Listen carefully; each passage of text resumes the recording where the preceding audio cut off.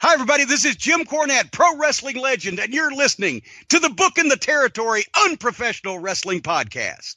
This is the artist formerly known as Daryl Van Horn, James Mitchell, the Sinister Minister, and I'm here to let you know I would rather slam my cock in a car door than to miss the dulcet tones of Hard Body Harper, my illegitimate son, on Booking the Territory podcast. Woo, Messi, this is professional wrestler Jimmy Valiant, the Boogie Woogie Man. Tell my people, my brothers and sisters, don't you dare miss Booking the Territory. Oh, yeah. This is a one-man gang. You're listening to Booking the Territory Pro Wrestling Podcast.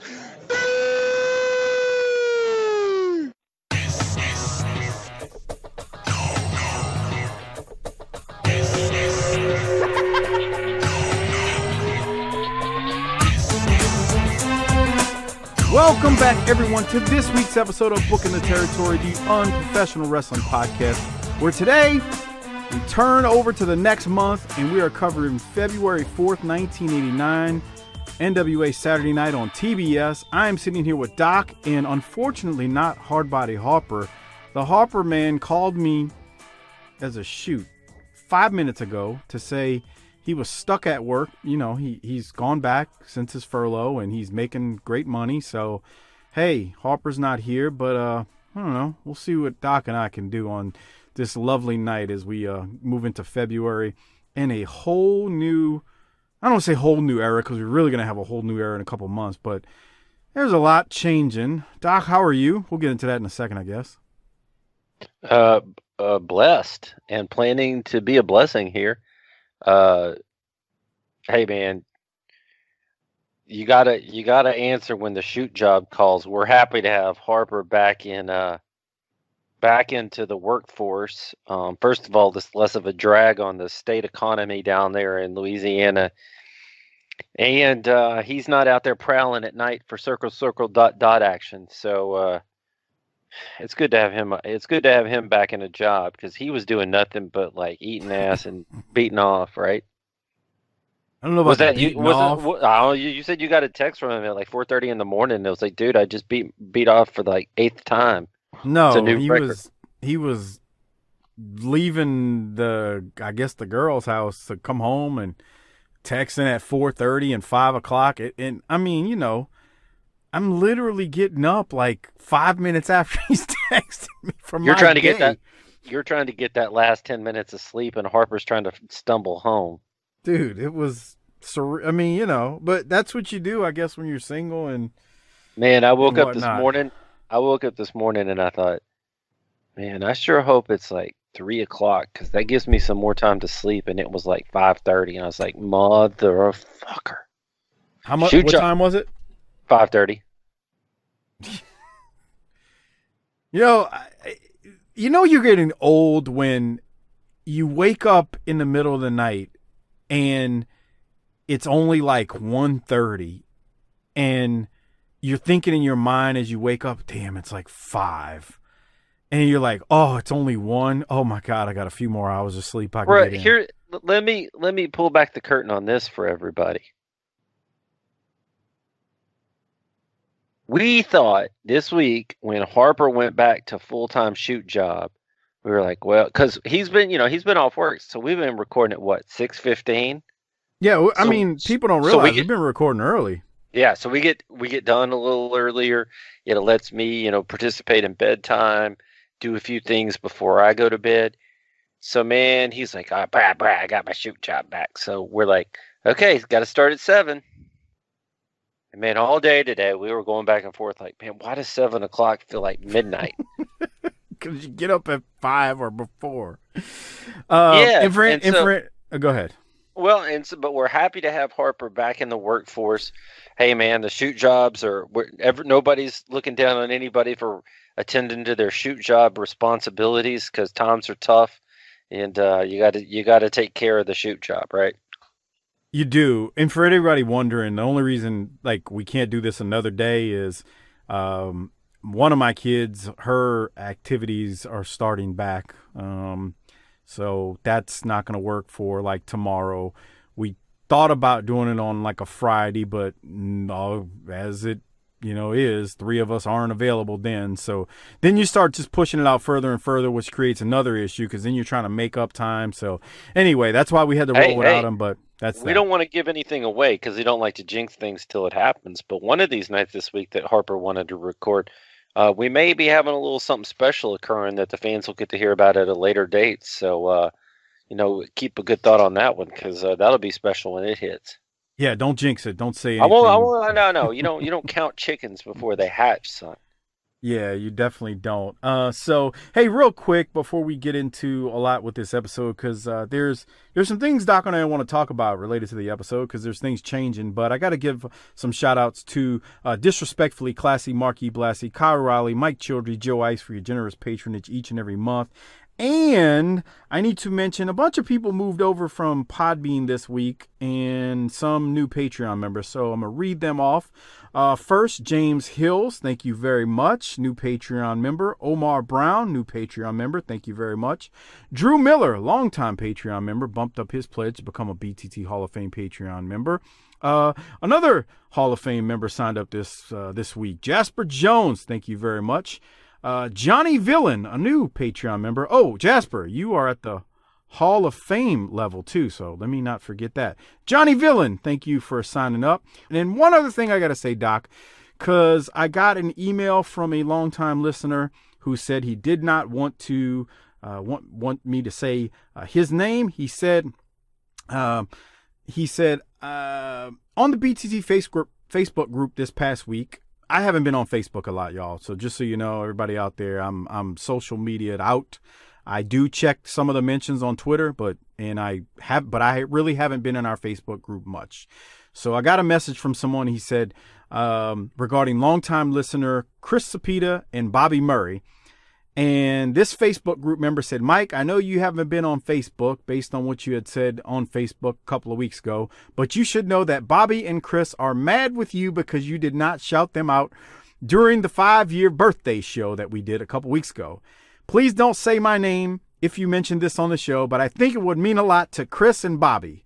So Bobby Murray, thank you for all your support. You are a big time BTC Hall of Fame Patreon member, and Chris Sepeda, thank you as well. Chris, don't crank it too hard with Jaworski when you hear your name.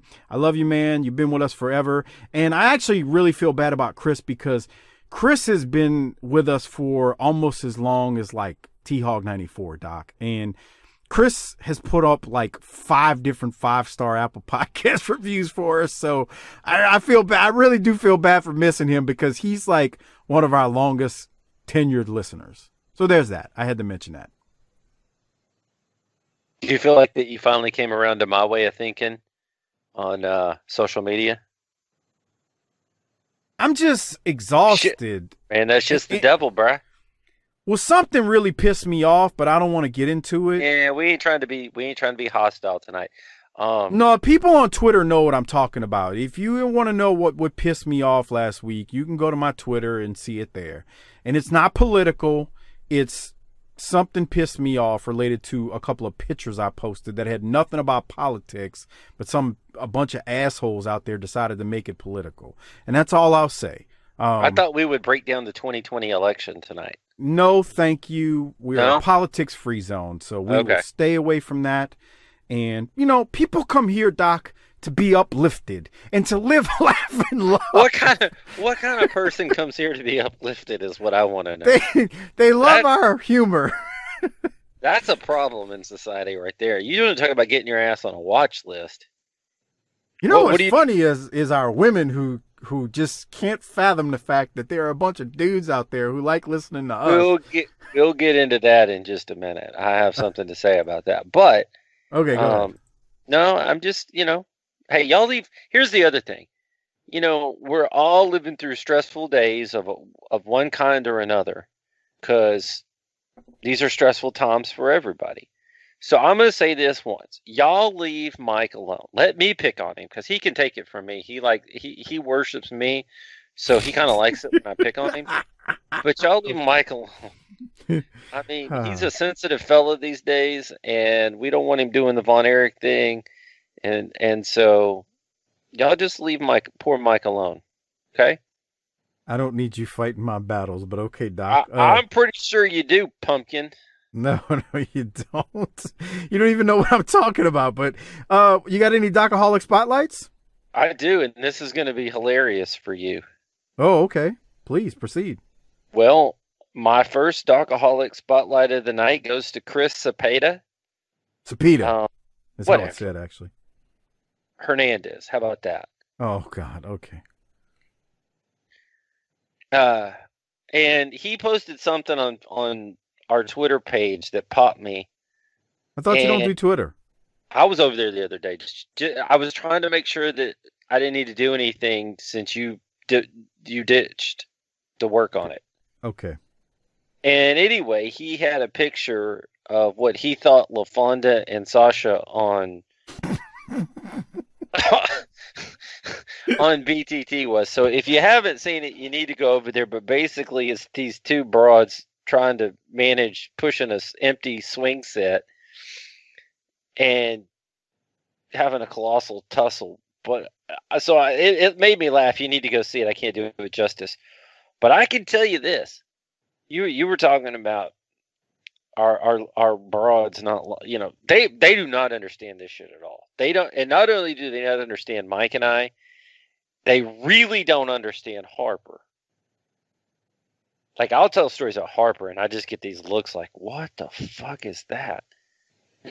But more than Harper, they don't understand any of the Army out there and why anybody would want to listen to people like me and Mike talk.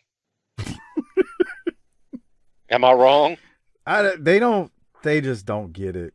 First off, they don't get classic wrestling. That's the first thing that is the blockage of not getting things. And then the second thing is the absurdity of the things we talk about is just too off the wall for them to even begin to fathom why we laugh, giggle, and why anyone would laugh and giggle with us and enjoy it. But that's all right, because we're here with the Army tonight. We're not with those broads. But I will also tell you, and man, I put this down quick, like Brock Lesnar going through a James Ellsworth match. She was like Mulkey, and I was like Hawk. She was like, maybe me and Sasha should come back on the show sometime, because y'all are doing fun stuff like cereals and candy. And I was like, yeah, but it wouldn't be fun if y'all came on. They would ruin the vibe. Right. It was fun because y'all weren't here. But, you can't say that. Bitches can tell you everything you've done wrong for the past 20 years, but if you say one thing that's critical, they get upset, right? Remember how they ruined the BTT Christmas party that time?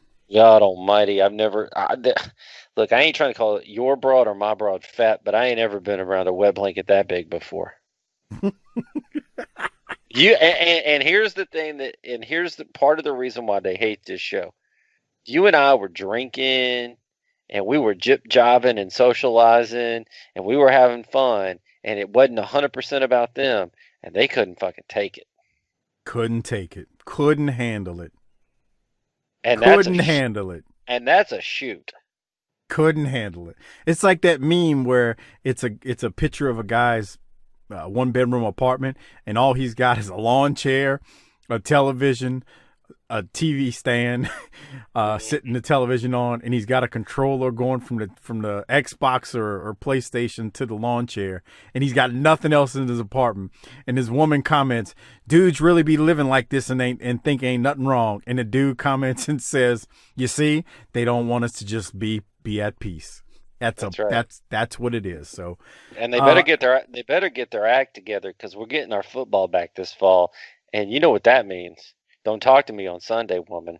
That's right. That's right. So, Chris Sepeda, thank you very much, and I'm gonna have to post that video to the Facebook group whenever I get back on, because it was hilarious. Because it was great. I mean, and so the other thing is, I want to shout out in the other spotlight.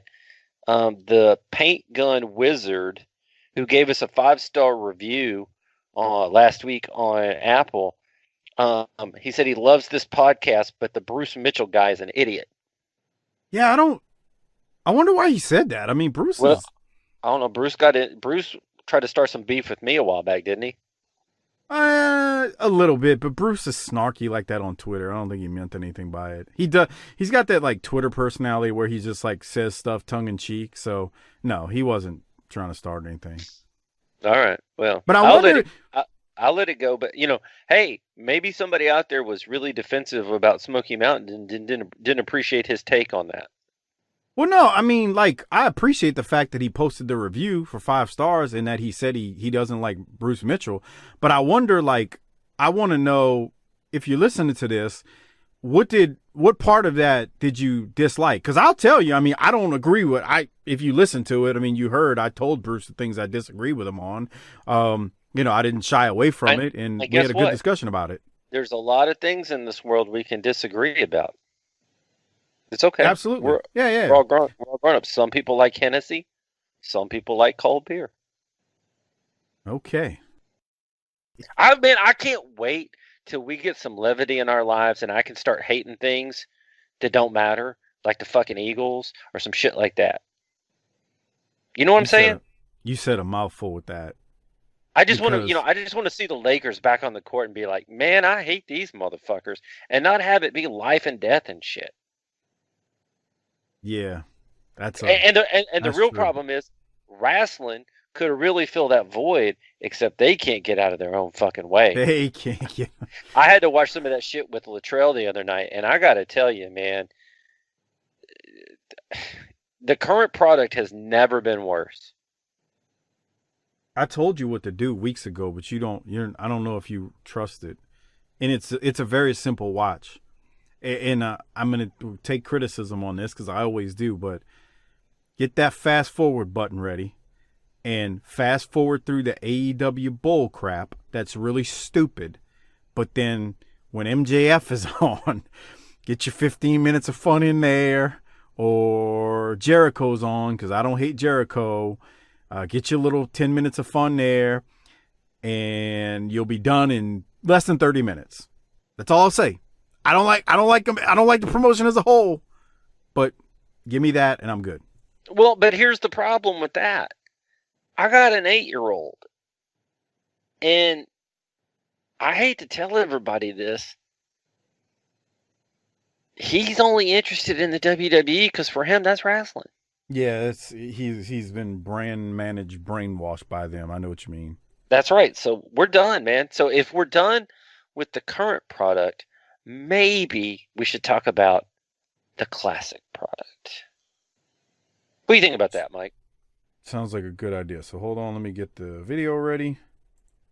So remember, we are talking, February 4th, 1989, Saturday night on TBS. And, well, Doc, I'm going to hit play since I've got the video recorder going for it. We jump into this, and at the very start of the show, we see JR and Magnum TA open the show. No Tony Schiavone. Magnum tells us he is happy to be here. Eventually, Hot Stuff walks in, and he's going to cut a promo after his attack last week with his nose and his face bandaged up. We are showing a replay of that, and then Hot Stuff is going to cut a promo. Doc, did they put Magnum on that side so that he can hold the mic in front of people's faces, or never mind? Yeah, I think you should stop. But hey, man, Magnum looks sharp in that suit, though. He does look the part. So Magnum, we'll talk about in the weeks come until Hayes takes over for him. He's not bad on commentary. You know what his biggest problem is? What? So I always liked him as a promo, and he was very charismatic, but he knew how to yell at the people and get it going and stir it up. But he's a soft-spoken dude, and he doesn't talk in that mic enough, and he's too soft-spoken for that room. And a lot of times his voice was kind of modulated at the same level as the I had to really strain to listen to him. JR can lift it, and Schiavone is nasally enough to where it cuts through, but he has that deep voice, and he wasn't cutting a promo. He was just talking. Tony Schiavone projects well. I don't know if enough people have said that about his commentary. Like, we think about him from the nostalgia standpoint, but I don't know if a lot of people realize, like, Tony doesn't have like a deep voice, but he projects really, really well on commentary. So Well, like, and that works for him. the other thing is, outside of Mark Lawrence and maybe some Bill Mercer, one thing Conrad gets right is Tony Schiavone's the voice of my childhood. Yeah, for me, it's him and JR. JR kind of took over with Mid-South, so, like, I always think of JR, but it's a little bit different. I mean, I'll never think of Bill Mercer as, like, the voice of my childhood, even though he called most of the world-class shows. And here's the thing you don't understand about Bill Mercer, and I bet Lance has said this. That dude was super well respected in the field. He taught a class up at the university up north of Dallas and Fort Worth. I mean, he was like a dean of like local broadcasting, and he was terrible. We've talked about him. He's funny, man. He botches calls all the time. Like, somebody will do a brain buster and he's botching calls left and right. And Mark Lawrence, God help him, has the personality of drywall. I don't know, man. They show those clips from Fort Worth sometimes where Mark Lawrence, because Mark Lawrence would call the Fort Worth show, the Channel 11 show, and Mark is better than Bill, but I don't know if people ever really want to admit that. Oh, he was way better.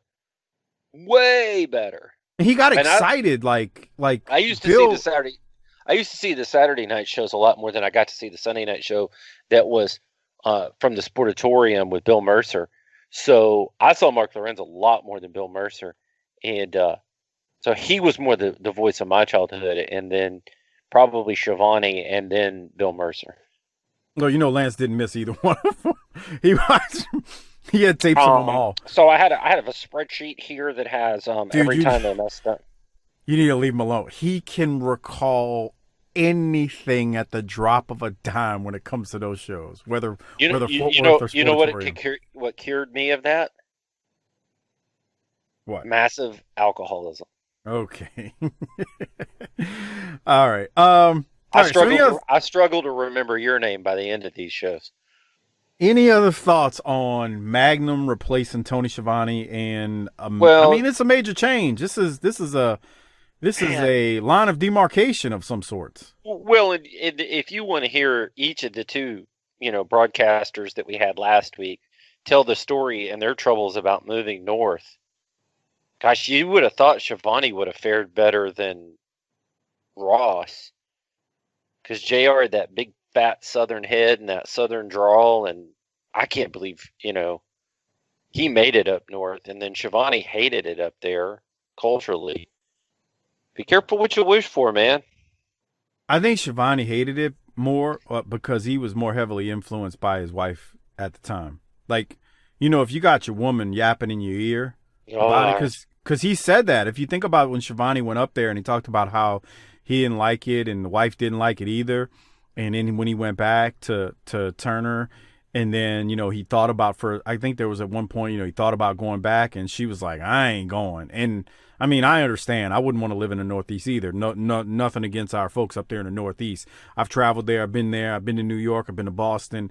I'm a Southerner. I don't know how else to say it. I like the Southern lifestyle. And if you like the Northeastern lifestyle, God bless you, man. That more power to you. But for me, I'm a Southerner. And I feel like Schiavone's the same way. He's like us. I mean, he's from Virginia, but he's a Southerner. And it's just, that ain't his speed. So, I think that was part of it, but this is weird.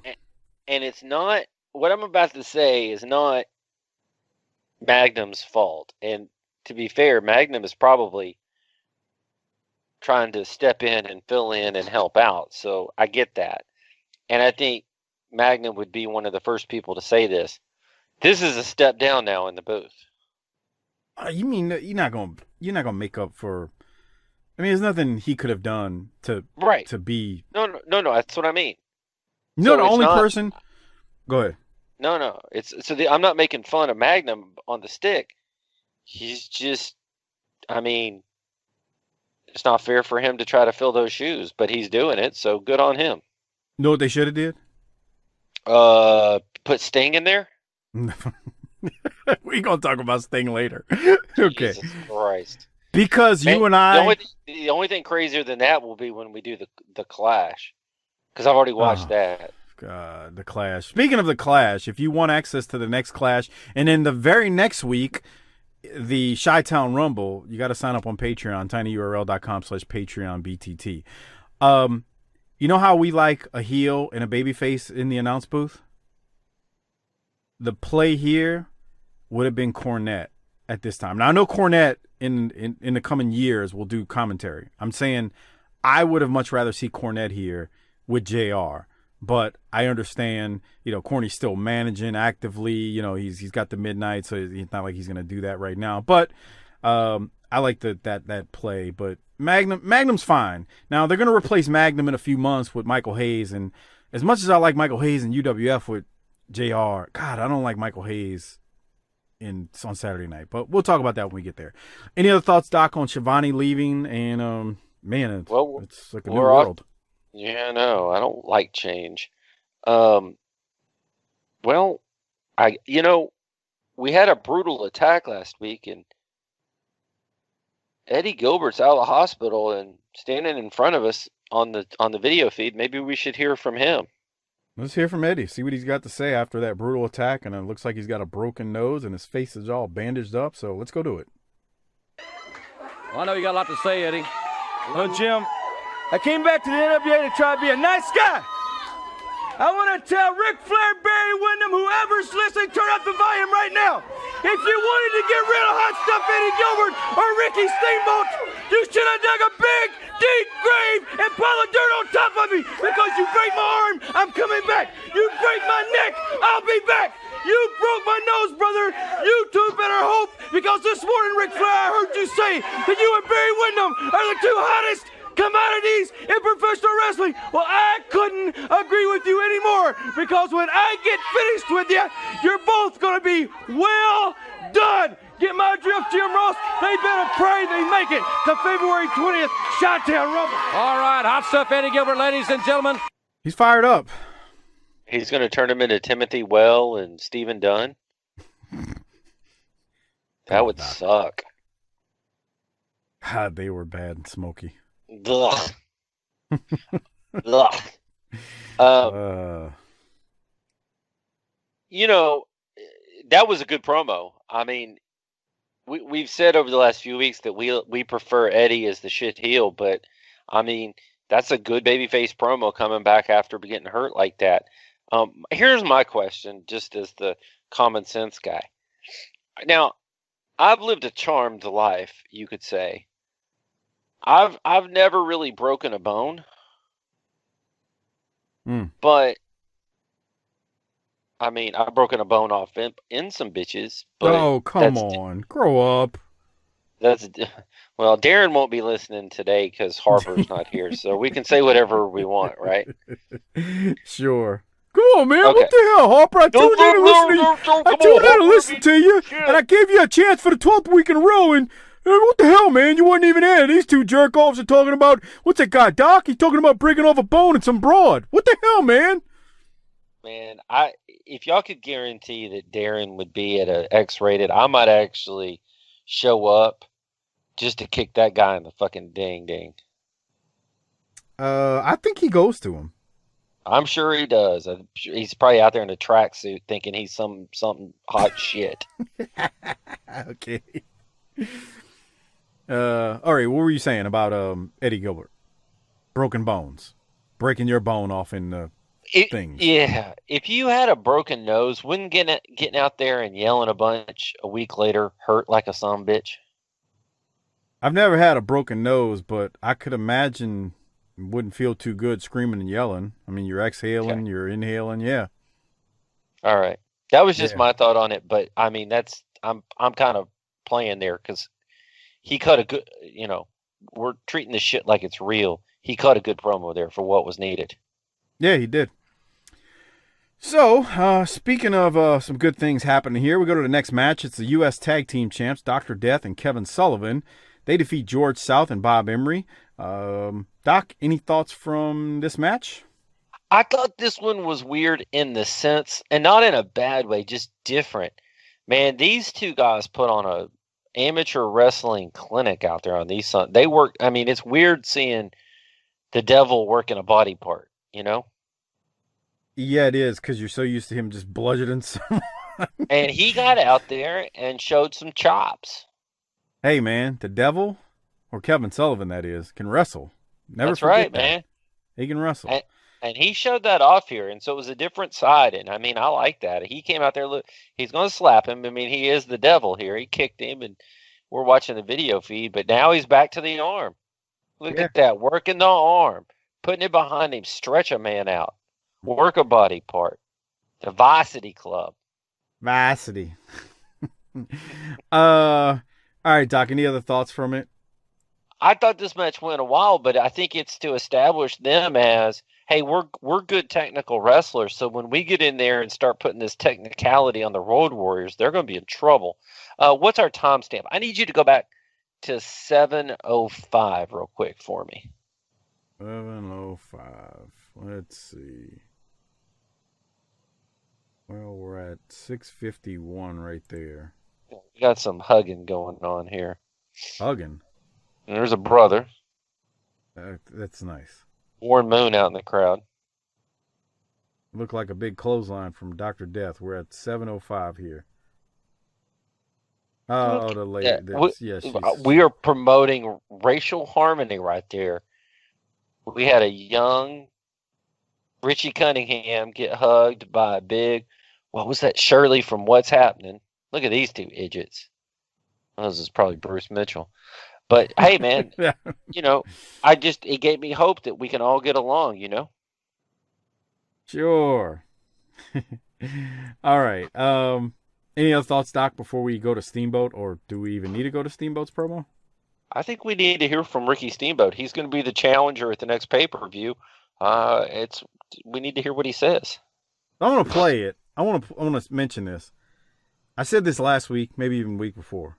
We're not here for Steamboat's promos. Keep that in mind as we listen to this. We're here for Steamboat and Flair chopping each other down like redwoods. Here we go.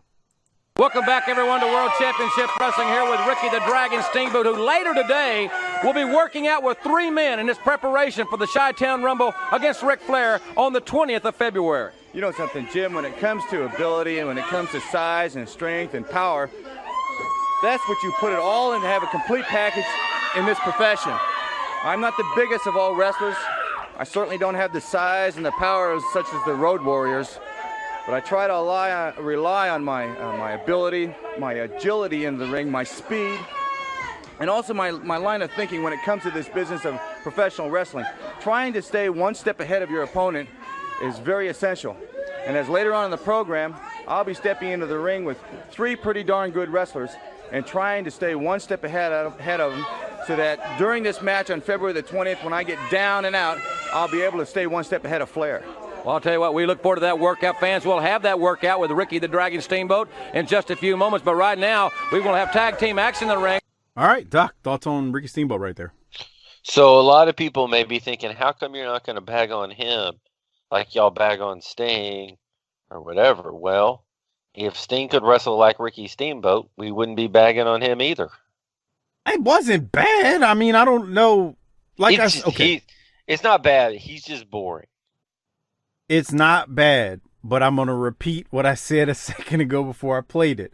We're not here for Steamboat's promos. I mean, maybe some people are. If that's your cup of tea, great. We're here for Ric Flair to talk him into the building.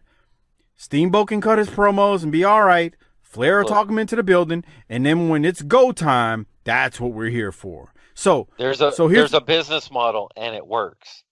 Right. Now, for everybody out there who say, yeah, but you guys always say you're here for the shit talking. Oh, trust me, we get that from Flair. We don't get it from Steamboat. I think we get it from Flair. And when we get it, when those two get in the ring, it's magic. So, and I'm going to tell you, that Clash interaction they have is special. Ooh, that's the best part of the Clash. It sure as hell is. That's the best part. Now, you and I had different views on the Clash just in our preliminary, pre-production meetings. I like the Clash better than you did, but we'll get there when we get there. It's not bad. It's just that the pay-per-view is not much after it, so that's the thing. Anyway, let's not talk about that now because we got 2 shows. I'm trying to yeah. talk them into building to become patrons. I hear you. tinyurl.com/PatreonBTT. Thank you very much, and you will get the Clash along with the Chi-Town Rumble that is coming up in the next couple of weeks. All right, Doc, any thoughts on the next match? We got the Fantastics who defeat Trent Knight and Eddie Sweat. Notice we got Tommy Young out refereeing this sure match. That's a rarity on a Saturday night. Well, now it is. Teddy Long must have found him some young strange rat, and he must be in the back just. Oh, come on! Just whipping that Jerry curl grease all over. Grow up. He's got that soul glow. And I ain't trying to be. I want to be racially sensitive during these times. But I don't want that stuff off his hair anywhere on me. Bro. I remember one time we got into a discussion about black women's hair on this show. You did? And you were like, bro, I don't even know first. I don't know what's going on there. Oh, man. I got so many hair products in my house between my wife and daughter. Oh boy! Does anybody have a weave? So much. No, not really. I mean, like every now and then, my wife will get braids put in, so I guess technically, but like, I mean, she just no weave.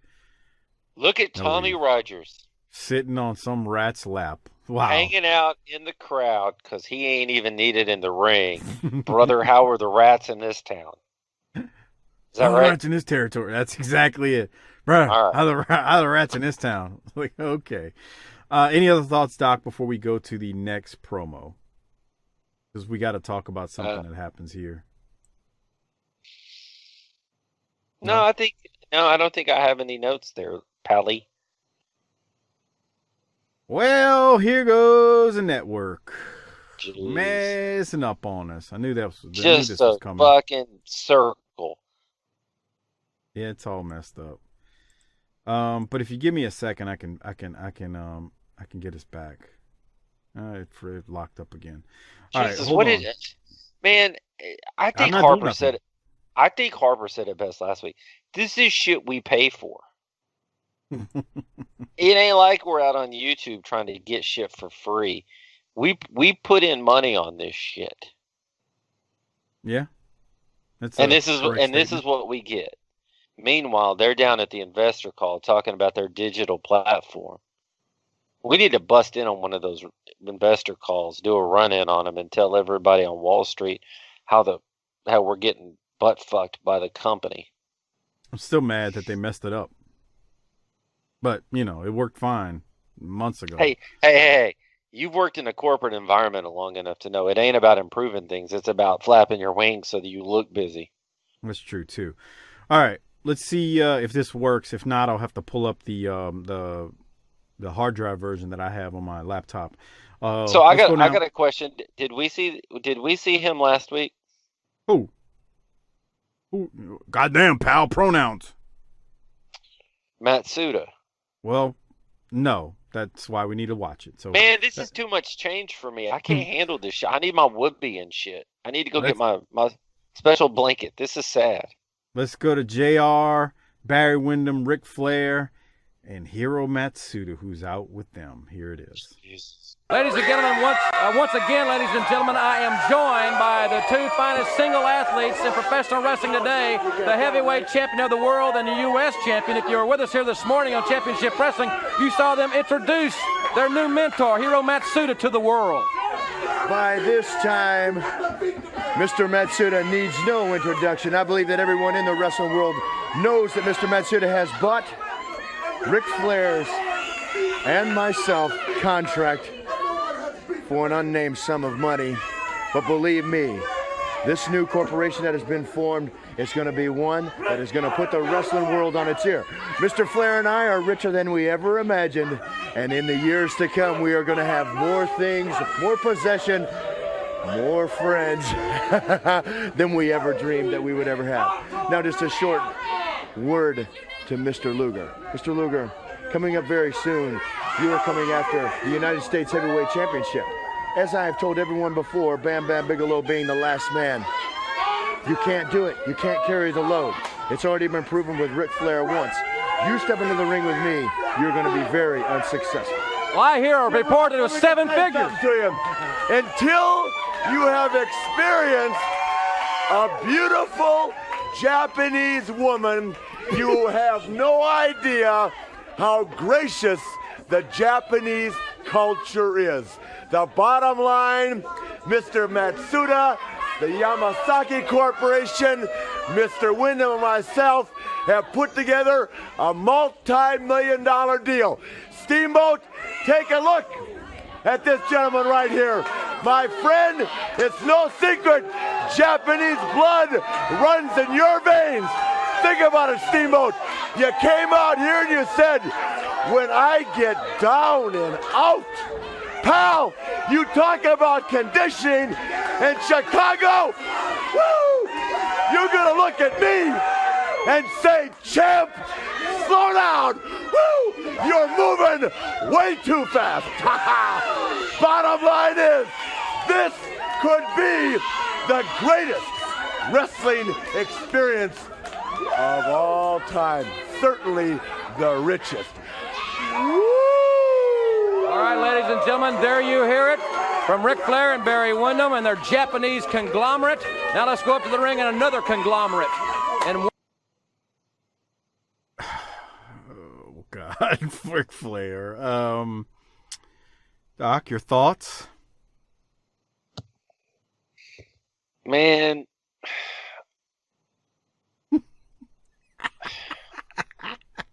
Why is everything I love being taken from me? Are you talking about JJ? Well, it started with Arn and Tully. Then it's Tony and JJ. This is bullshit, man.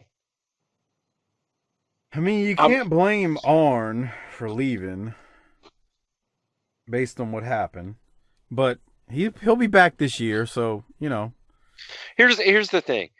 I felt like Wyndham was struggling out there because they'd asked him to be something that wasn't natural for him. I'm not exactly sure what it was. I guess it was corporate type. So he used Mr. a lot. But that's not really who he is. So it felt awkward. Not bad. Awkward. Rick's just Rick, so he ain't even give a shit. But when he says... he don't care. He's just talking about banging Japanese women, which, good Lord. It's just... Yeah, he just switched the broad that he was sticking it in, but he did say it was going to be a wrestling experience. You can't greatest of all time. You can't appreciate the Japanese culture until you've had a few Japanese women. I was like, he just doesn't care, man. What's wrong with that? I'm not just look. It's Ric Flair, man. What do you think about the Asian broad, man? What? What do you think about the Asian broad in general? Well, you always say that white broads aren't your cup of tea, so I was just trying to see. Okay. I don't discriminate. A woman is a woman at the end of the day. No, that's not what you said in the past. No, it's not. No. You're taking me telling you what a personal preference is as to me demeaning or degrading another type of woman. I just tell you what my preference is. That doesn't mean what's your preference? I'm not going to relitigate this right here, okay? Well, we've talked about this a million times on this show. Oh. You like Lily White, so there you go. That's not my preference. What does that mean? Means what it means. I don't appreciate those kinds of words at all. Well, you say a lot of things I don't appreciate, so there's that. Okay. Well, can you imagine if we're going to get into a war of words over tempo of a match and who's got better cardio? We better tune in for this shit. What are you talking about? Ricky? Yes. I mean, when they say, okay, so it's one thing, and I mentioned it at the time that I thought it was a nice touch from the commentators, from JR and Tony, when they said Luger leaned out for the match at the pay-per-view so that he would have the stamina to go with Rick, that's a nice little factoid. But if we're going to start getting into Ricky and Richard, his name is Richard. He was Ricky when he was a kid. We're talking about Rick and Steamboat and Flair starting to want to outdo each other from a cardio perspective and a work rate perspective. I feel like I need to call my cable provider pretty soon. Yeah, you better call your cable provider if you want to. These motherfuckers are serious about this shit. Chi-Town Rumble is something else. I'm looking forward to doing that pay-per-view. I mean, there's a lot of good matches, but obviously Steamboat and Flair on that thing is just magical. Any other thoughts on the promo, Doc? I mean, the Yamazaki Corporation. That was some true heel shit in the late 80s, though, right? I mean, yeah, I mean, you got to figure in the 80s. Well, this is 89, so I mean, you're 40. Yeah, but we were getting some words that we can't say about that group, even in Smoky Mountain into the 90s, where you shorten it up a little bit so that it's kind of like a abbreviation, but it's not sensitive, you know. I think that word is used at the end of this episode, so we'll is it? Yeah, that's unfortunate. So. They didn't. I'm surprised. In all honesty, I'm surprised they didn't cut it out. Well, it's funny because they do cut it out in a couple of months when Hayes says it again. It's just it's weird, like how they cut it. You know, I don't know. It's one of those things. So they're selectively woke, is what you're saying. I don't know. Look, they can't get things right, like Tony Schiavone always says with the television production. So, who knows, man? Who knows? You know, they catch things they want. Sometimes they do, sometimes they don't. So, but I mean, that was back when just being, you know, there was this thought in the 80s that the Japanese were going to take over America economically, and so that will cement Rick as more of a heel and siding with the enemy than he's been out there with the Horsemen, I would think. Oh yeah, with him and JJ. I mean, you know, with him and JJ is one thing, but now that you bring out, you know, the thing about Matsudas too is you roll him out there, he doesn't say a word, so he looks like this evil Japanese person who's, you know, funding now things, and there's not a word that could have come out of his mouth that would have been more effective than him just standing there and not saying anything. That's right, with that look on his face. You are so right. So after all of that, after Rick tells us, you know, you've never known the Japanese culture till you've had a couple of Japanese women. You've never known the Japanese culture. If you're watching on the video version, we saw Abdullah defeat David Heath and Gangrel, buddy. What? That's Gangrel. Who was? David Heath. Oh shit! I didn't even realize it. I mean, you know what I'm saying. Mr. Luna Vachon, the guy who was the mentor for Edge and Christian when they showed up. That finisher was stiff. I tell you that much. When Abdullah dropped that elbow on him, God damn. He's just pawing at his face too. It's anyway. So I did have a question though. Okay. And it goes back to the Horsemen, or like, I get if Tony leaves, there's not a lot we can do. But and I get these times are different. And Condrey just up and left. But JJ leaves and we couldn't do an angle with this? Couldn't do an angle with what? Like, I don't know. He gets the Horseman stolen from him by the Japanese businessman. Nah, man, that's not how. No, it was. That's how quick it was. Like, I think the story was something like, you know, JJ had the meeting or whatever up there, and it was like, all right, well, I'm out. And then while they booked, you know, got JJ then, I guess they inquired about Tony, and JJ called Tony and was like, hey, man, they're asking about you. And Tony's like, all right, yeah. Like, it happened in a blink of an eye. So there was no plan to, all right, well, let's do something. Nah, he just jetted. Okay. Yeah. So, I mean, you're thinking about, like, I hate to say it like this because you're actually thinking about it right. You're thinking about it logically from a wrestling standpoint and a storyline standpoint, how could we have done this to where it would have made more sense? But I don't want to say he left like a thief in the night, but I mean, that's basically what it was. Right. So there was no opportunity for a storyline over, whether it's a month or 2 months time. He just bounced. He was like, "Look, I'm gone." Yeah. And that was that. So anyway, like I said, Abdullah the Butcher defeats David Heath. Real quick, because you were talking about something with Matsuda. JR continues on after the Flair promo during that Abdullah match, and JR mentions that the Japanese are trying to take over.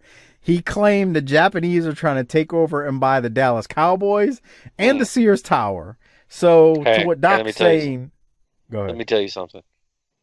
If the Japanese or any other foreign entities out there listening, and y'all can deliver a Super Bowl, come buy them.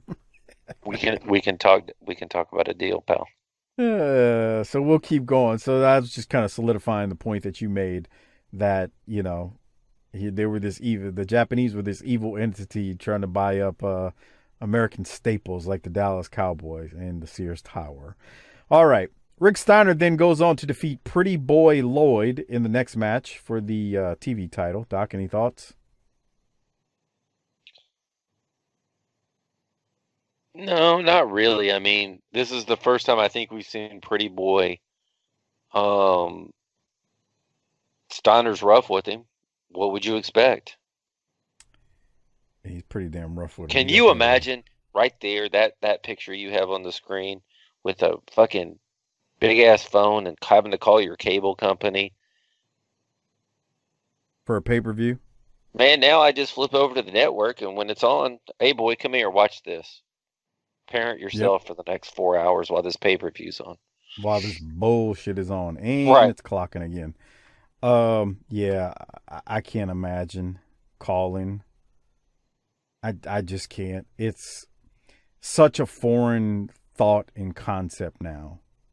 Like the way we work now, to where when we want to watch pay-per-views, and in fairness, it's not just, it's not just like WWE. It's like Ring of Honor has their own streaming service now. So like if you have Honor Club, it's the same way. You just log in and watch your pay-per-view. You don't have to call. My kid is into this shit right now. Like he's out of school for the summer, and like I'll come out, be working in the bedroom, I come out and he's watching a Royal Rumble he's seen 5 times. He don't know any of the struggle. None.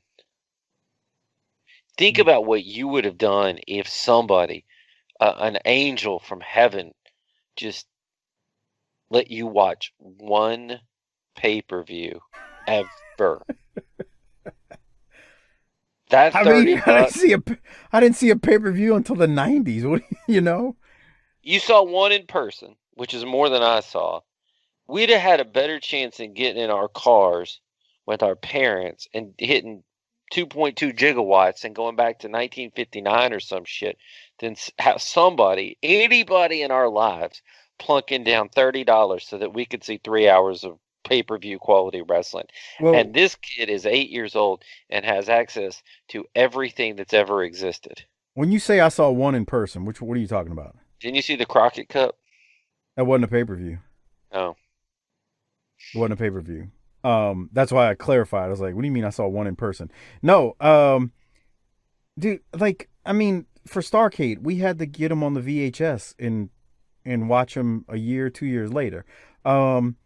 I didn't see a pay-per-view live until it was one of the Super Brawls in 92, 93, something like that. That was like the Sting and Vader when they killed each other or beat the piss out of each other in that match. So like, yeah, I can't imagine just having access to it all. We've had that discussion a million times. Everything's at our fingertips now. Meanwhile, white privilege out there is watching the same Royal Rumble for the 15th time and telling me the order that they're going to come out before their music plays.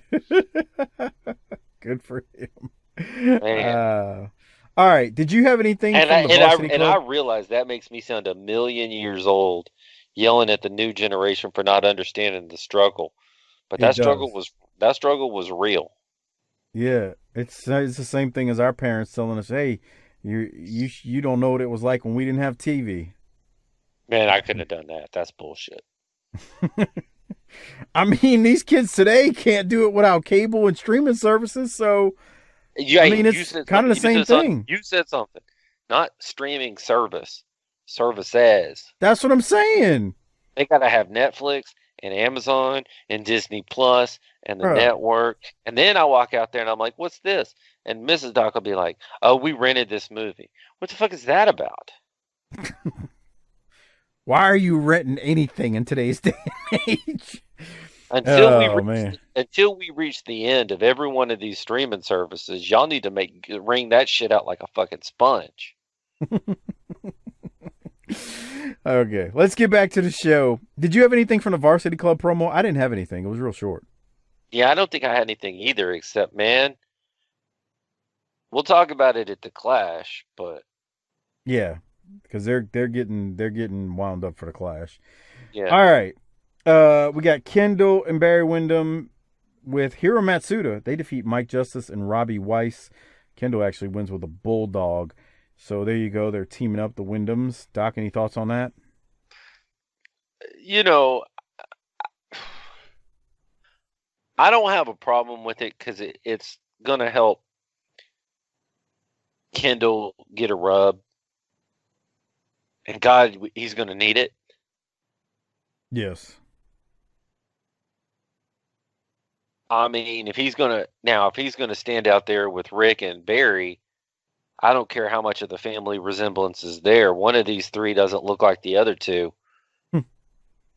It's going to be Kendall, but we'll deal with that on a different day. Yeah. All right. So then after Kendall and Barry win, we get the Midnight Express. They defeat the masked team known as the Terminators. Bro, I did something the other day. So Latrell has this new thing on top of when he can't watch wrestling because Mrs. Doc is like, enough of this shit. He whips out his iPad and he likes to hear all the theme songs. Okay. And he's got a list. He's got a list. Like when he sees a new wrestler that he doesn't think he's heard their theme song, he'll write it down so that later he can remember it. And like his favorite is Zack Ryder because he goes woo, woo, woo. But anyway, he kind of likes Rick's theme. But I said, you know what the greatest theme song ever is? And he's like, no, what is it? And so I started playing the real Midnight Express theme. Mm-hmm. Because it's the greatest theme song in wrestling history. And he looked at me and was like, he looked at me and goes, I don't get it.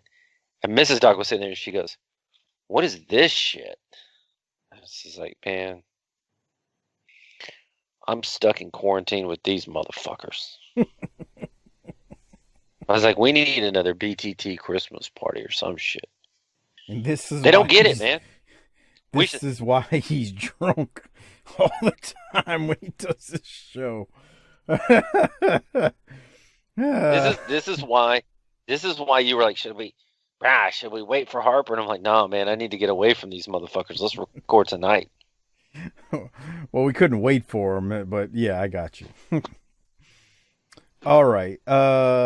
Speaking of, the Midnight Express defeat the masked team known as the Terminators. Anything from that, Doc? No, they're looking good. I mean, we're gonna see them really get it on with the other Midnight Express, right? Yeah. Let's see how that goes. Let's see how that goes. So, all right. We'll keep going. Lex Luger's up next. He's got a promo. He's got a cut. Let's hear what Lex has to say and what's been going on with him and what he's got to say about Flair. Here it is. And standing here beside me, the total package is a man certainly used to being in the hot seat. So I'm going to put you in the hot seat right now and ask you a few questions. You know, Ric Flair has gone on record as saying he's never going to wrestle the total package again. But I happen to know that you've got the U.S. heavyweight title really in your sights now. So if, by chance, the U.S. title around your waist, how can he help but recognize the number one contender, the U.S. heavyweight champion, as a title competitor? That's exactly how I see it, Magnum. It's a very astute observation. You see, Ric Flair, I've had a lot of legal obstacles in my way since our last match. You won't give me a rematch. Apparently you have a select list of who you wrestle and who you won't.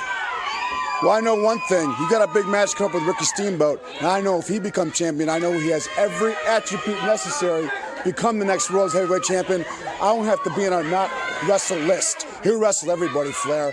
That's something you're not doing right now. So if I do beat Barry Windham on February 20th, as U.S. title holder, that automatically does make me the #1 contender to the world's title. Well, there's one more thing you've got to realize. You've got to beat the man. You've got to beat Windham. How can you defend the superplex, the lariat, and the claw? Well, Barry has a lot of offensive weapons. I just saw a very impressive display by him. But one thing's for sure, I've become a student of wrestling. I've watched him on film many, many times. I'm prepared for this match as I ever have been. And what I'm going to do is wrestle the match of my life and hopefully become the winner.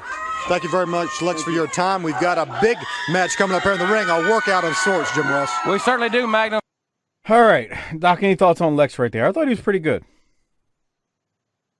He's decent. I mean, he's got to be a little bit demoralized that he got knocked down on the pecking order a little bit and gone from fighting for the world strap to the U.S. strap, but that's life, man. It's life when Steamboat comes in. You're gonna get knocked down a notch. So, all right. They then go to this.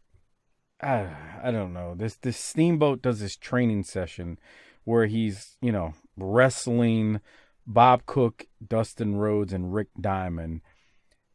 I don't know what to think about it, but I've got some audio from it. Let me hear your thoughts while I fast forward to where we're at with the audio.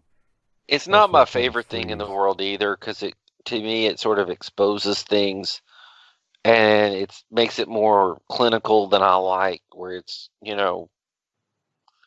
I get it, but I don't like it.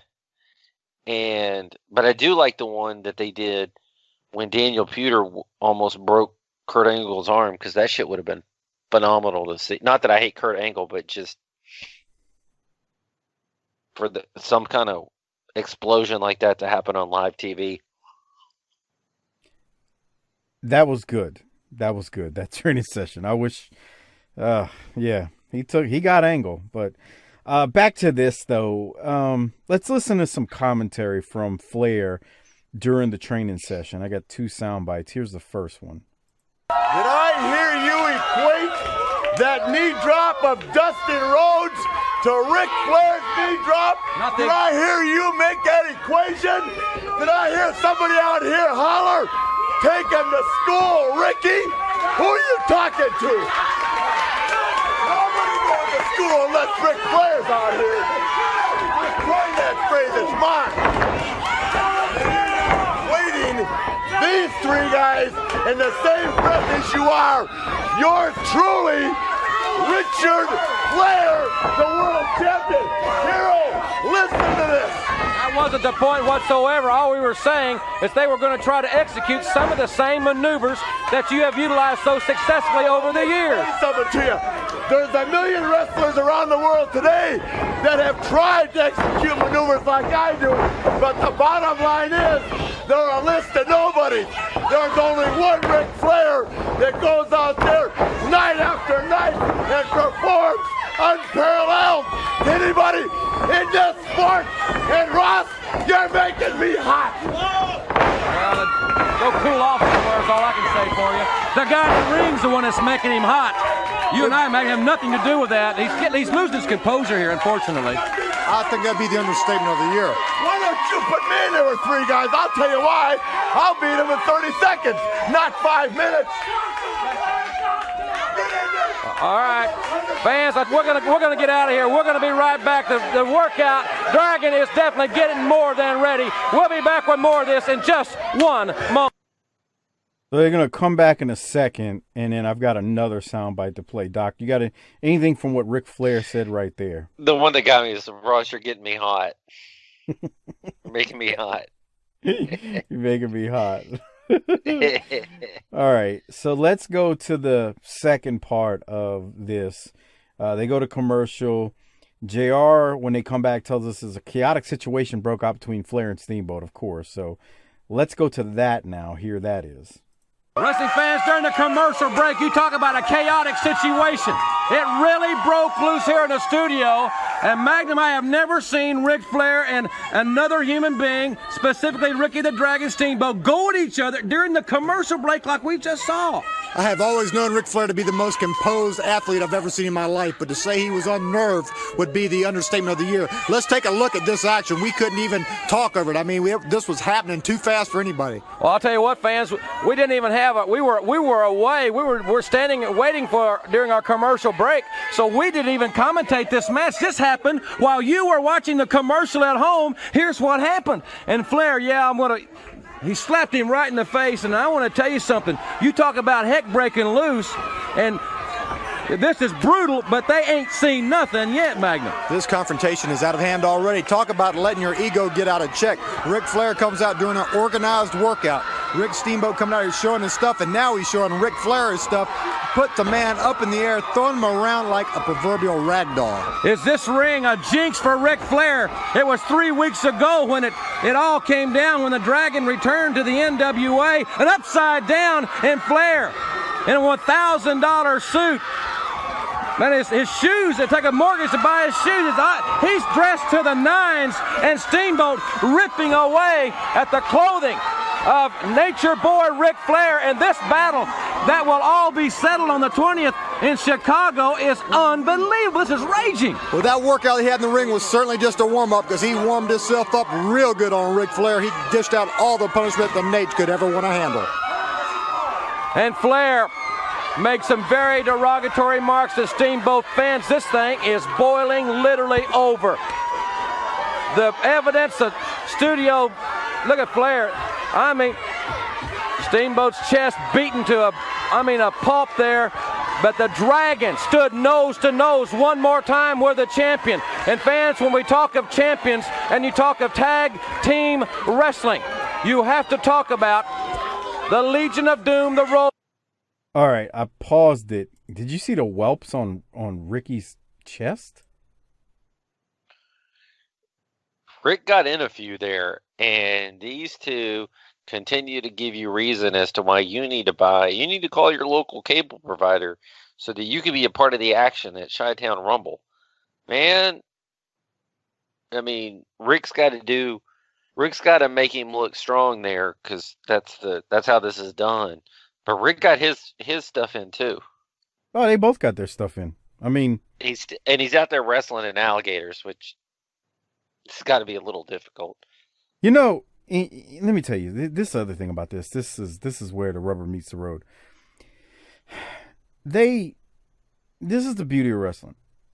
They basically just had a match that ended in a no contest that was unannounced, but nobody will ever talk about it as a match. But they essentially rolled them out there, had them beat on each other for a little bit, chop each other down. Steamboat strips Rick down, as you know, Rick can only get stripped down, and it's one more piece of the ticket of, damn, I gotta buy this pay-per-view. These sons of bitches will kill each other.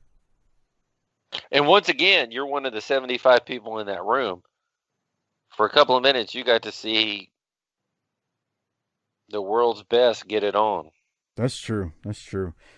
Okay, Doc, we're going to talk a lot more about Flair and Steamboat in the coming weeks with the Clash and next week's Saturday Night and the pay-per-view. But for now, any other thoughts on it?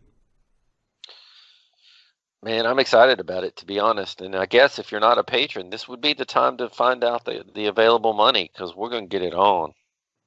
tinyurl.com/PatreonBTT. All right. We're gonna be as good at that. We're gonna be better at that show than Flair and Steamboat were, aren't we? Yeah, let's be great. Let's be great. Let's be great. Right, Kenny Beiersdorf and Ryan in Auburn. Let's be great, like Russell Wilson always says. Okay, let's go to the Road Warriors now. And if I was Kevin Sullivan, I would start running. Let's hear what Hawk and Animal have to say. Here it is. Of champions, and you talk of tag team wrestling, you have to talk about the Legion of Doom, the Road Warriors. And no matter where it is, in Chicago or Cleveland, it's going to be bad. It's going to be physical. Jim Ross says, you know the people out there can see. There's a lot of excitement going on here in World Championship Wrestling. And right in front of everybody stands the Legion of Doom, #1 in tag team wrestling. Now a lot of guys came out here, Kevin Sullivan, and talk crazy. But where are they now? They're in other wrestling organizations trying to make a stinging name for themselves. You are not going to live past Chicago, Kevin Sullivan. You're going to pay. Tell him, Hawk. Kevin Sullivan, the only reason there's no fear in your eyes is because you're dumber than a gas pump, Kevin Sullivan. You're about as sharp as a bowling ball, punk. A lot of guys that walked around when we were in Chicago as kids and said they were going to do this or they were going to do that. But when we ran into them face to face, they crawled like dogs, begged for mercy because they thought that would get them an easy way out. Well, that didn't work. We beat them worse. Chicago, good for us, bad for you. Tell them, Paul. You know, Jim Ross, you said... Sorry, Steven Jaworski, I'm not listening to Ellering right there. If you want to crank off to him later on your own time, please do so. If I'm Kevin Sullivan right now, Doc, I'm running. I want no part of this. And it's in Chicago. Let's don't gloss over that. Jesus Lord. Hometown advantage. I don't want no part of this. None of it. I do. I want to watch them beat the living piss out of one another. Well, we'll see. All right. As we keep, any other thoughts or keep going? Well, who's out with Butch Reed? Well, we got Hacksaw Butch Reed out there, and Hiro Matsuda is with him. And Butch Reed is going to defeat Jerry Price. I don't have any other thoughts from it as Butch wins. So is this a new Horseman? Is it Butch Reed, Kendall Windham, Barry Windham, and Rick? Is that what this is now? I'm not going to call it that, but, stay tuned, I guess. All right. Well, fuck me. Why are you still stuck on who the new Horsemen are? What is this? You keep bringing it up. I need it. Well, I don't know what to tell you, man. That ship sailed. We'll revisit the Horsemen in another couple of years, though. There we go. Okay. Doc, I got to play this. You got to play it, but come on. Jesus Christ. Sting is out here. Let's hear what Sting's got to say. Here it is.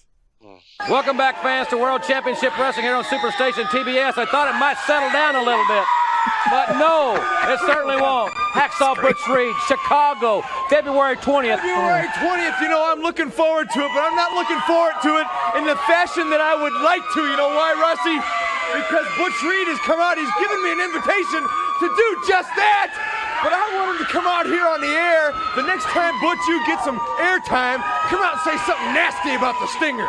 Example, maybe you could come out and say, Stinger, I don't like your haircut, man.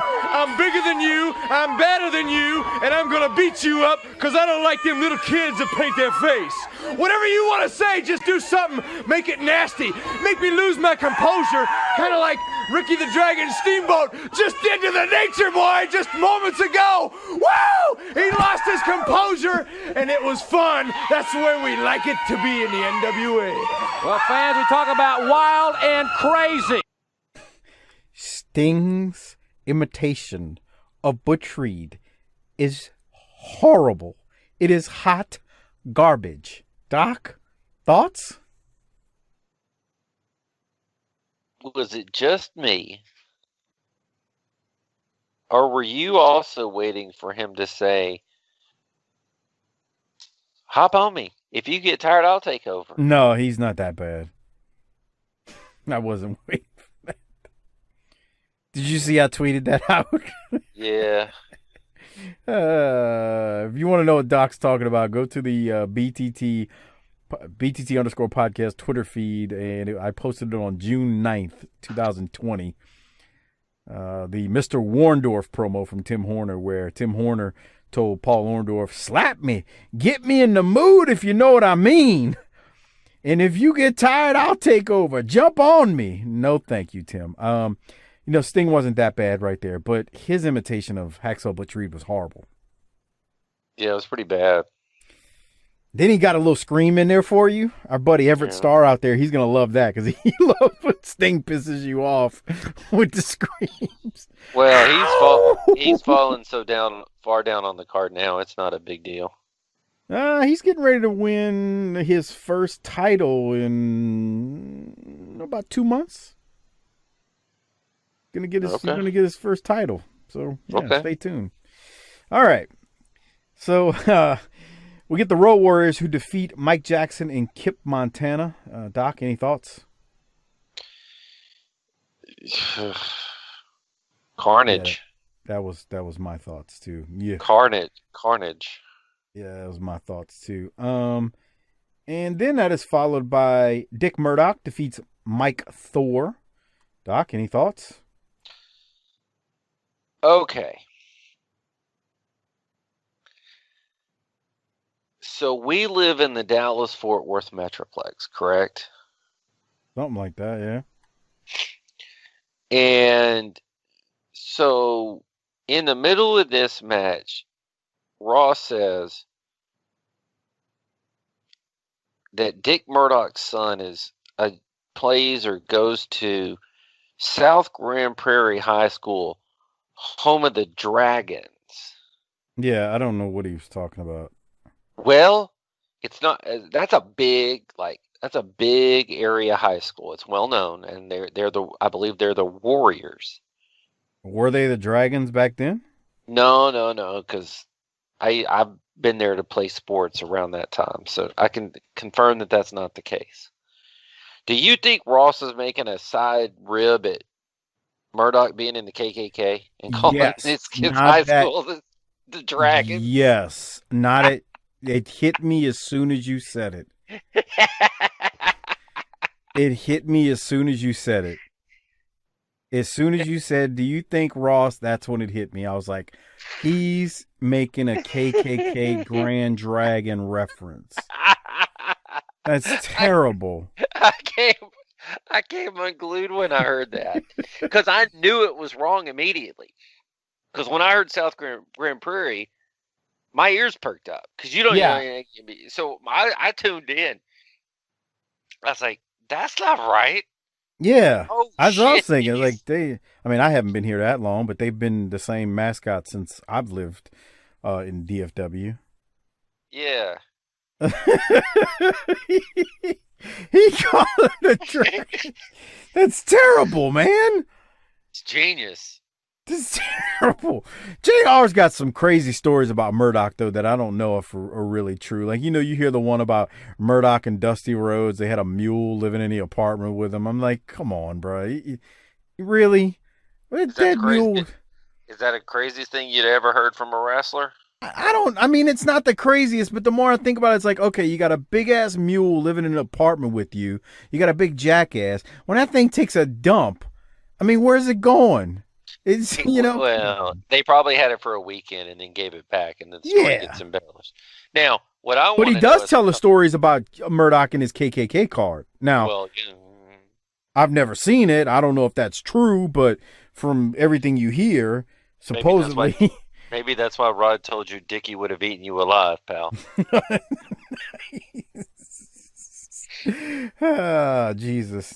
What I want to know is, as we transition, what in the flying blue hell is Stan wearing? Oh my God. And I can only hope that Harper's was wearing something like this out at the bars this past weekend as he was trying to live his last days of freedom. So I have that same note. What is Stan wearing? And we're going to go to that promo right now. Gentlemen, we're back here on World Championship Wrestling. I was thinking about Paulie dangerously, but not for very long. But when I did, I thought he could be considered the rotten fruits of his mother's labor. Would you not agree with that? I think he's a rotten fruit, all right. As a matter of fact, I'll admit that he's a fruit, period. Let me tell you, Paulie dangerously, he's got this whole thing built up to where it's a high noon showdown, where it's gunfight at the OK Corral between me and him. This is Chi-Town Rumble. This is Chicago, the Windy City. It's the home of Prohibition, the Roaring 20s, Al Capone, Elliot Ness, the Untouchables. Hey, did you ever watch the Untouchables on TV? All the time. Like that night, in the Southside Chicago apartment of Frank Nitti, Al Capone's gangland enforcer, Paulie Dangerously and his band of cutthroats were plotting the demise of Jim Cornette and his Untouchables. Little did they know that Cornette and his men had already plotted to send them up the river. That's where you're going to be, Paulie Dangerously. You're going to be taking a ride up the river. No, wait. You're going to have a cement overcoat on, and you're going to be in the river. Because it's going to be like the Untouchables meeting Capone's mob. When I open up my violin case, I'm going to have a tennis racket. When you open up your violin case, you're going to have a telephone. And the collision is going to come. The clash is going to come. And the guy who gets pinned is going to leave the NWA forever. And there must be a winner. So I want you to remember, Paulie, what kind of stakes you got. And I want you to remember this too, Paulie Dangerously. I guarantee you this. Your day has come because you think you're going to be the one to come in here and take Jim Cornette's job, brother. You're far from being right. You're sadly mistaken. And as far as beautiful Bobby and Sweet Stan goes, everybody knows that they're the real Midnight Express. All evil men's time must come. Capone died a broken man. Hitler blew his brains out. They fried Ted Bundy 2 weeks ago. And Paulie, you're next. And ladies and gentlemen, that's the way. Okay, we got to talk about Stan's outfit because it's glorious. It made it hard to concentrate on a damn thing Corny was saying. So he's got the purple shades that he's had on before, the herringbone chain. I think he's had that on before. He's got they call it a deep scoop like tank top because it's so deep into his chest. It's orange. He's got these orange. He's got these jeans on, but the kicker, well, he's got a bracelet on the right wrist and a timepiece on the left. The kicker is the goddamn trench coat. What the piss is Stan wearing, man? With the trench coat duster with the sleeves pushed up, 80s style. This was, you know what this was like? This was like a rib in the back where they were like, Stan was mouthing off like, I could get any red I want. And somebody dressed him up in the most set of clothes possible to see if even that would stop him from being able to get some ass. Look at him. He looks so ridiculous. Oh, man. I feel like next week we need to revisit this so Harper can comment on it. It really does. And then you got Bobby over there in his pink shirt looking like, man, I don't know. Whatever. Yeah, did you see at one point when Bobby like taps Stan on the wrist? Like I think he's about to do it right here. And I like it's like they're silently talking to each other, code language or something. I don't know. It's the damnedest thing, man. Dude, Stan looks so terrible. And you're right. Like my first note was, what is he wearing? And then I'm like, I can't even concentrate on what Corny's saying, and Corny cut a good promo because Stan looks so ridiculous. And on top of that, since we know, this feud is like a turd in a punch bowl, that kind of kills it too a little bit. But like, it's like, what the hell? Like right there, you see how Bobby? Something's going on there that we're not privy to. Which is watch. Great. Look at Stan. He's smiling and laughing.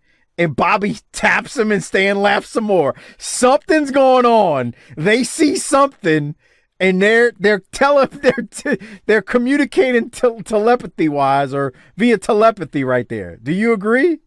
Agree. By the way, I just caught it. Bobby's got not only does he have a pink polo, that's fucking windbreaker pants. Track pants. No. Look at him. That's track pants, bro. Well, and let's be clear. That ain't a polo. Well, I mean, collared shirt. I'm sorry. Style like a polo, but there ain't no polo player on the titty there. Look at Stan. Jesus Christ. Wouldn't you love to have that level of confidence for just 5 minutes of every day? I would have loved at one point in 89, I wish I would have been like 21 years old.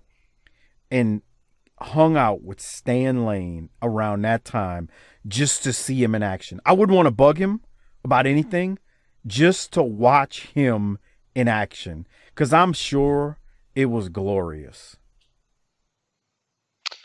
Yeah, I don't disagree. Oh man, this is fabulous. Okay, any other thoughts on Stan right there? And hey, give Corny credit. He's trying to talk us into the building too. Yeah, he compared Paulie to Hitler and Ted Bundy and all kinds of shit.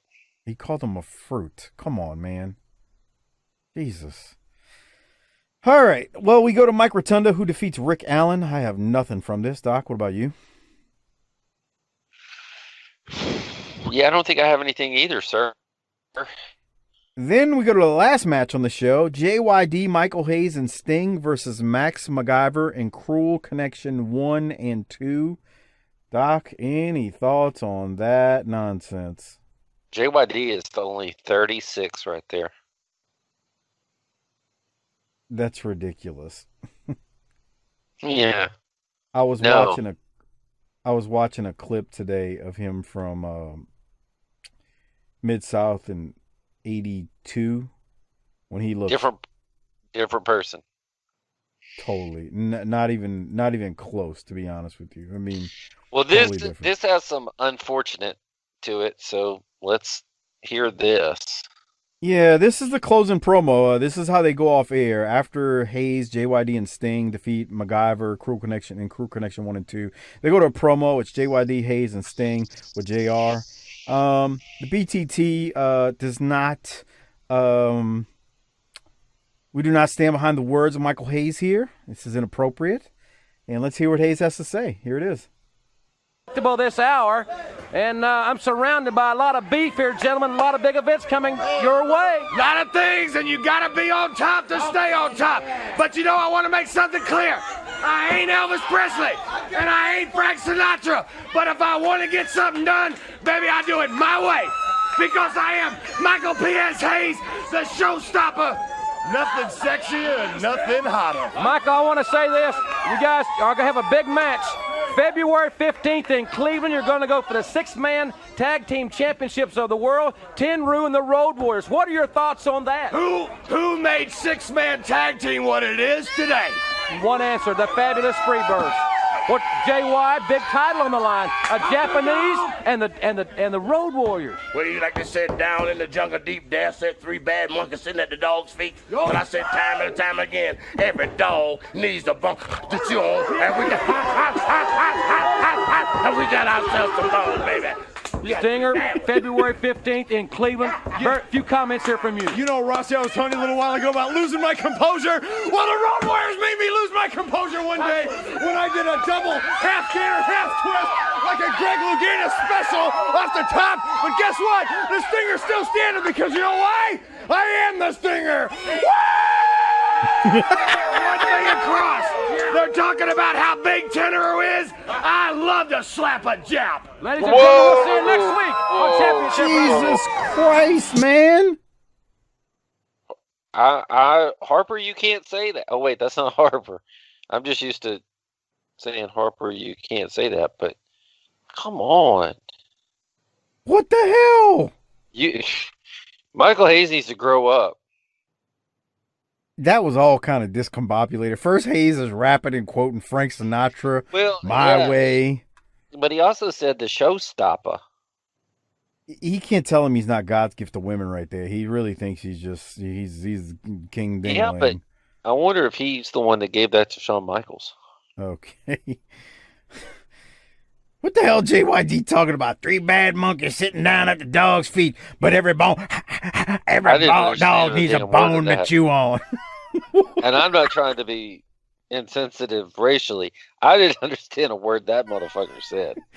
3 bad monkeys sitting down at the dog's feet, but every dog needs a bone. I said every dog needs a bone to chew on. What the hell? I've heard that every dog needs a bone to chew on 1,000,000 times, but with the 3 bad monkeys, that was like. Then Sting screams, "Ow!" Because that's what he does, and then Hayes just puts a bow on it with the most insensitive comment you can do.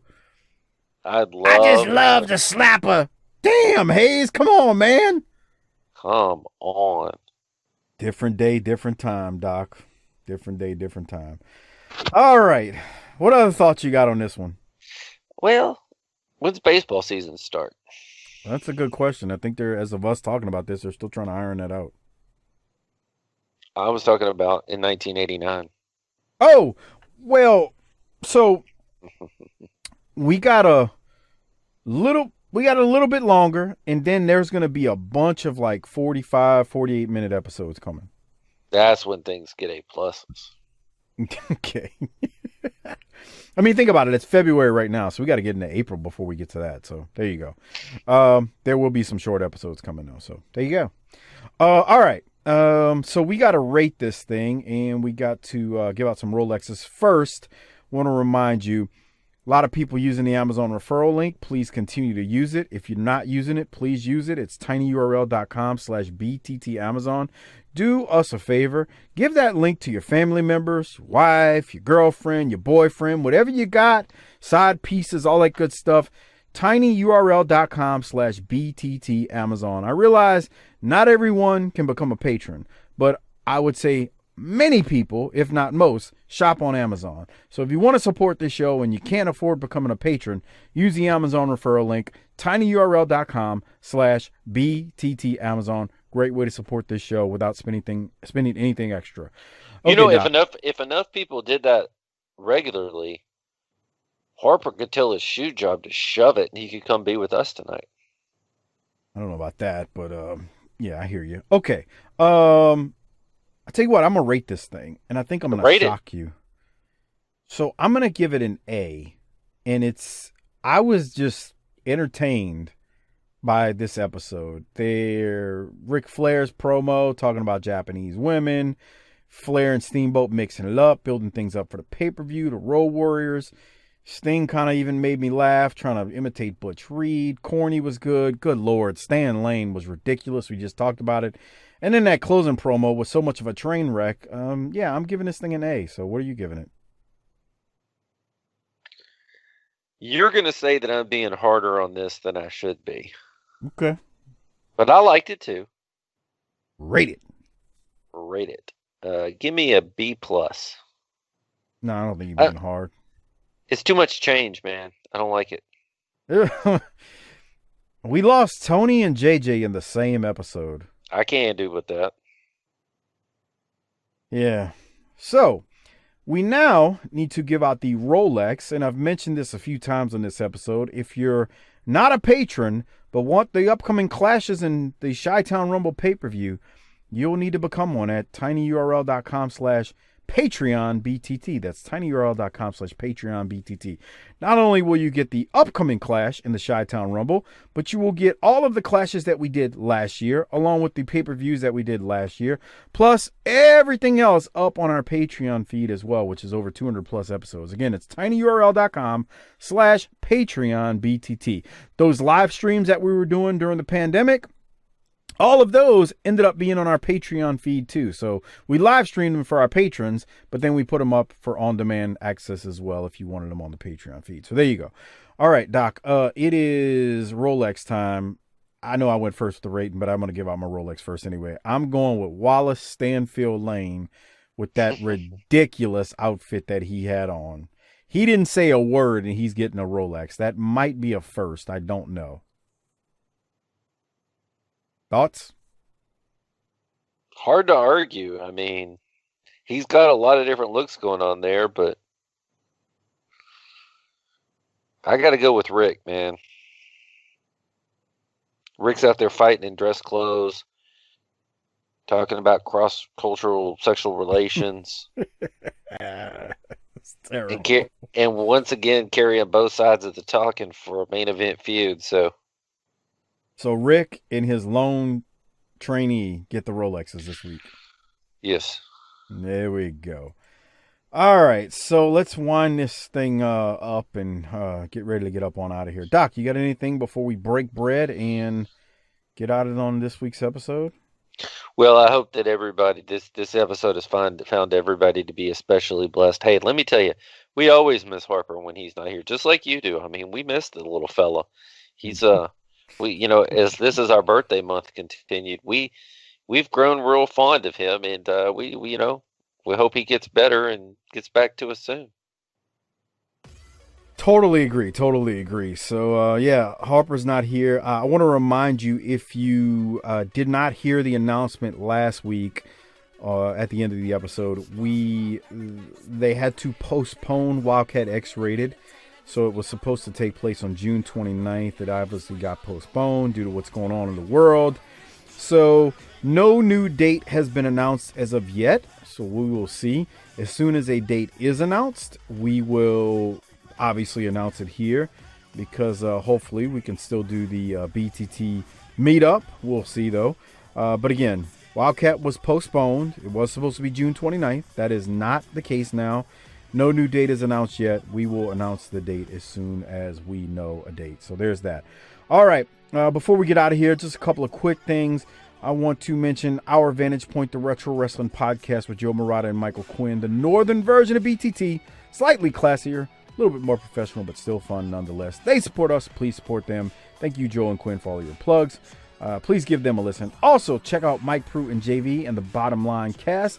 Mike Prue and JV do our ECW shows on our Patreon feed, so you're familiar with them if you're a Patreon member. Check out their free show on their feed called the Bottom Line Cast, where they cover the career of Stone Cold Steve Austin. Doc, that's all I got as far as plugs. Do you have anything else? And I think we need to get our blessed asses on out of here. I'm with you. So, since Harper's not here, why don't you do the honors tonight and hit that tagline and take us home? Book it, bitch.